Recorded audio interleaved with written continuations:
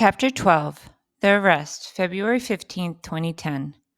The next day, Monday, Lori and I drove back to the house to collect the rest of my things, mainly the rest of my kitchen supplies I had planned on picking up the next time I taught there. I could feel myself going numb. It was okay, probably best not to feel and to stay logical. I knocked on the door, Bjorn in my arms and Lori by my side.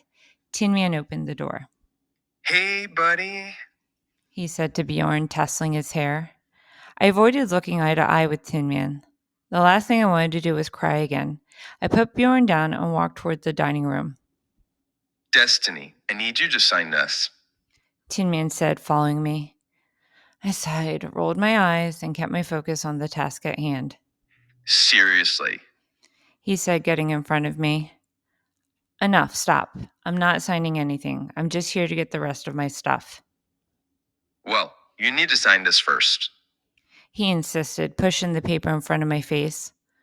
Are you effing kidding me? Stop, I said, dodging him. No, you have to sign this. He said, blocking my movement. I grabbed the paper and started to read it.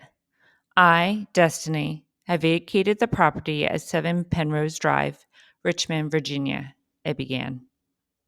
Just because your girlfriend moved in doesn't mean I'm signing anything, I repeated and put the paper on the dining room table. He was quick, though, and snatched the paper and blocked the door to the kitchen. I closed my eyes in annoyance. You need to move, dude.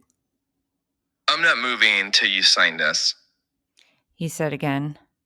Get the fuck out of my way, I said, looking him head on. Not until you sign this. He said.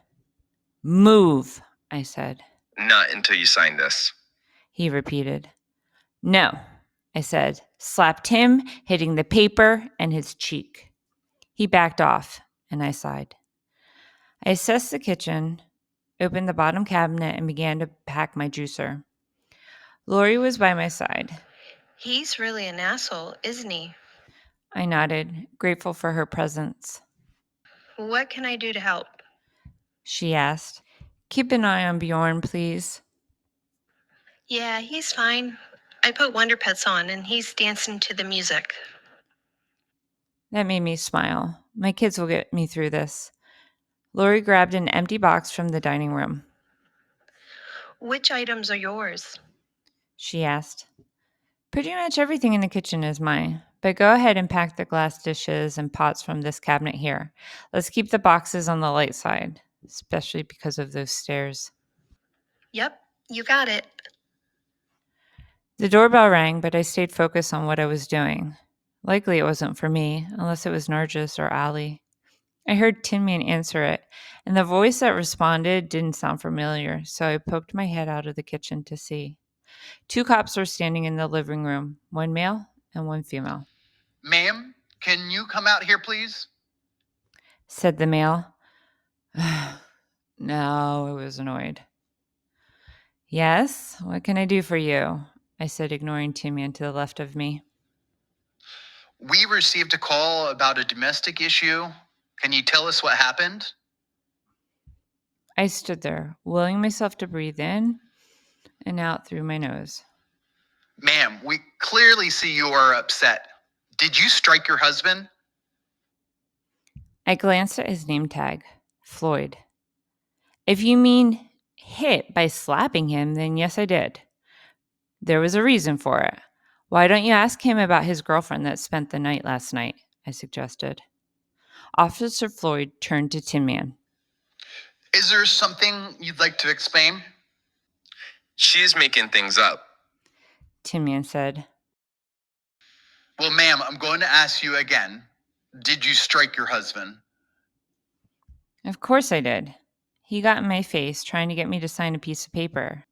I said honestly, like the honest person I was. Ma'am, we're going to have to take you down to the station. Can you please turn around? Are you kidding me? I asked. No, ma'am. Please turn around. Officer Floyd said, grabbing my left arm and handcuffing my wrist to my right one. It all happened so quickly, I barely had a glance at Lori. She didn't do anything wrong. If that is the case, then she has nothing to worry about. The cop said. Watch Bjorn for me, I said and was let out of the house. Tin Man was out front, smoking, obviously too ashamed to watch the incident. I saw the smirk on his face. Son of a bitch. I was thinking, what the hell? It was dark out and the cop car lights were flashing brightly for the whole neighborhood to see. If some of our neighbors didn't know what was going on, they did now, I thought. Officer Floyd opened the back door, pushed on my head, and led me to the seat and closed the door. The female cop sat in the front seat. I was too flabbergasted to say anything at first. I looked down at my clothes. I'd spent the morning crying and knew I looked very tired, but I was wearing my VMI zip-up hoodie. I could see the headlines now. VMI graduate feels like a hero having his pregnant wife arrested for slapping him. What a joke, but I wasn't laughing. I also wasn't going to be ashamed either. I knew who I was. I was a good person who married an asshole. I was too honest for my own good. Clearly, I didn't have any street smarts at all. They didn't have a lick of evidence that I had slapped him. I was sitting in this car because of my honesty. I was really going to have to watch what I said. We met at Virginia Military Institute, I began, directing my voice to the female cop, where we went through the rat line. I wonder how similar the rat line is to what you all went through at the police academy. Oh, yeah? You went to VMI? She said nonchalantly.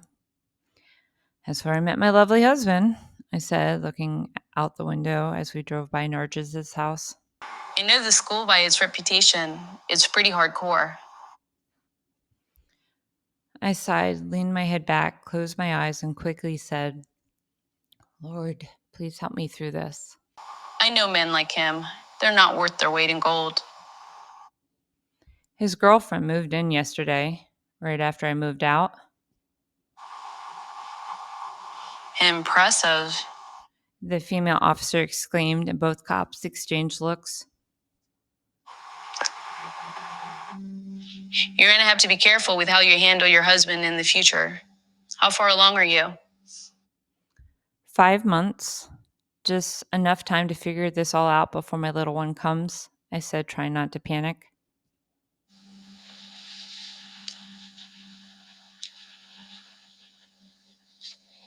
Look, we're going to arrive at the station soon. We have to go through protocol. You'll be meeting with the magistrate. Stay level-headed, and you'll be out of here before you know it. She reassured me.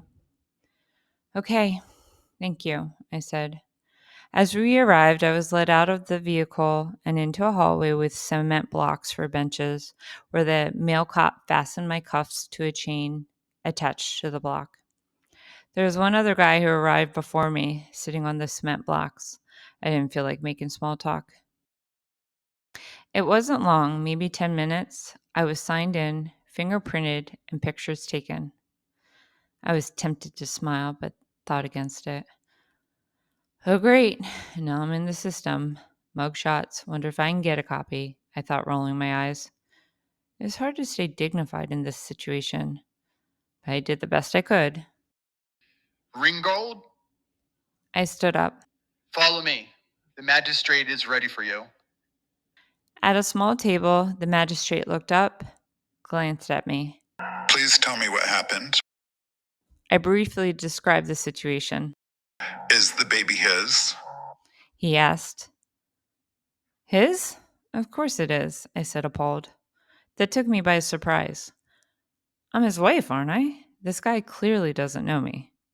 Doesn't know I'm a nice person, a nice wife, somebody who vacuums every day, changes diapers, and makes meals from scratch. Then I wondered, does he meet a lot of pregnant women carrying babies that are not their husbands? That thought gave me chills. Your court date is set for Thursday. You may not return to the house on Penrose until after the hearing. Here's a list of criminal attorneys. I would recommend calling one. You're dismissed. I walked back into the hallway. The male cop had been standing outside the door. You can have your phone call now. It wasn't long, and Lori was there to pick me up. Bjorn is fine. Lori said. Tin Man put Bjorn in bed shortly after you left. I didn't stay very long. I just didn't know what to do at first, whether he was going to let me take Bjorn or not. But he insisted that Bjorn sleep in his own bed. I nodded. This is going to suck. I won't be able to see Bjorn for the next few days. Court isn't till Thursday. Okay, do you want me to go with you? Probably. Thank you. I have your phone. Your parents tried reaching you, so I answered.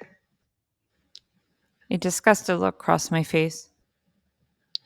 I told them what was happening, and they're concerned. Fuck them. They're concerned now? It's late, honey. Get a good night's sleep, and we'll talk tomorrow. Thanks for coming and getting me. Sorry to keep you up so late. As I climbed the stairs to my new apartment, the emptiness of it filled my heart. What was I going to do? I called my grandmother and told her everything. She stayed on the phone with me halfway through the night. I couldn't sleep. I was too worried. What if Tin Man tried to get custody of Bjorn? What if his parents financially helped him go after me? He was the one with the house. I was living in an apartment. What rights did I have? Where was my power? I was so scared. Who had my back? What was I going to do? As I sat on the futon talking, I noticed the window near the stairs was covered with insects. I turned on the hallway light and realized it was all ladybugs. The whole window was covered in them from the outside. Somehow that gave me a jolt of comfort.